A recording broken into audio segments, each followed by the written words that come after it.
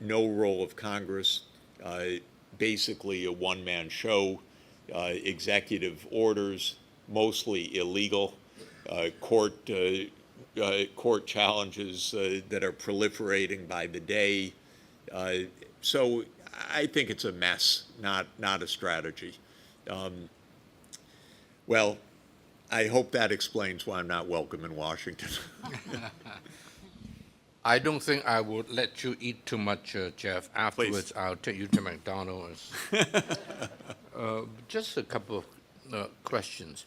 So, where do you think America is heading? I agree with you from my personal perspective that America has been more wrong than right in terms of its foreign policy for the last couple of decades. So, where do you think America is heading? Um, let's not forget the domestic issues. And the domestic issue, I've written about this, that the United States cannot beat China. I'm trying to give them a few minutes to eat. The United States cannot beat China. China for sure cannot beat America. Yep. So it's not a matter of who will win. It's a matter of who will not lose. And if anybody loses, I don't think it will be because of the other party, but rather it will be because of the domestic situation. I don't know if you agree with that. So how do you see America's domestic situation? After all, you are an economist by training, and of course you have gone into many other things. So tell us. The U.S. Does not have a functioning political system and has not had a functioning political system for 30 years or so. And this is very interesting. American society really has great strengths, many centers of capacity in business, in academia, in civil society. And so even though our political system has badly malfunctioned, the country has done okay for the last 30 years, other than troubles caused by directly these foreign policy disasters. But the country and the economy has gone on. Many important innovations have occurred. Many great discoveries have occurred in the academic community and scientific community. So you see a country with great strengths. But for me, the remarkable fact is how poorly the political system has functioned consistently for 30 years. And I've tried to understand that, and my conclusion is that there are two things deeply wrong with the American political system. One is that it became a pay-for-play political system to a shocking extent. What a paper? Pay for play, that it became a corrupt political system in which campaign contributions translated into public policy. And this was not always the case.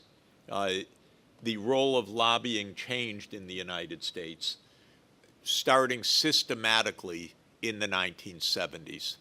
And there were a series of Supreme Court rulings, the most famous of which is Citizens United, in which the conservative Supreme Court ruled that limits on campaign financing were simply unconstitutional, because the idea was, and the judges were very explicit about it, giving for campaigns is speech, and free speech predominates any interest in limiting campaign financing.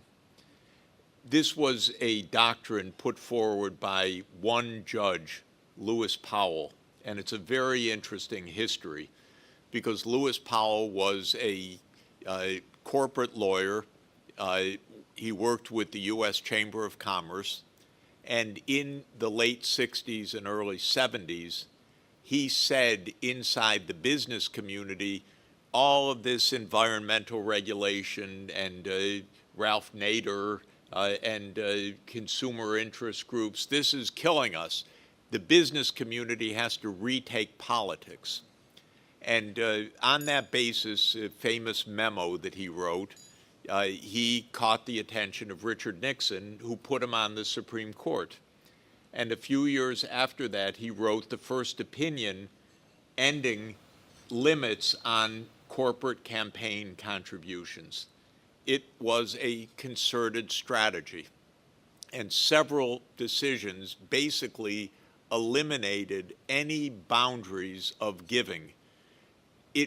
When you do this, you reach a kind of caricature. Elon Musk is a caricature of this. The richest person in the world who funds the campaign of the presidential candidate and who says to Congress, anyone that steps out of line, I fund opponents to defeat you. And so you can't get more vivid in the plutocratic element than having Elon Musk as your prime minister, which is his informal position right now. And this is how American politics really degenerated terribly over a 30-year period. I once was in the presence of a Democratic Party member of Congress, and I asked her about some terrible decision Congress made on health care costs. And she literally put her face in her hands and said, the lobbies, the lobbies. It became overwhelming, the money play. And because of this, all of the issues of American society, of inequality, of the widening gaps between different classes in America, of the growth of the poor underclass, of the epidemics of deaths of despair that you all know about, which are very serious afflictions of American society, not one of them was addressed in public policy.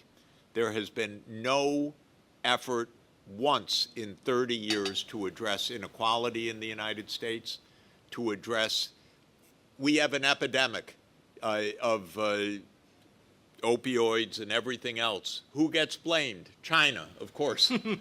China, fentanyl precursors. Who takes the opioids? It's the Americans. So this is an example.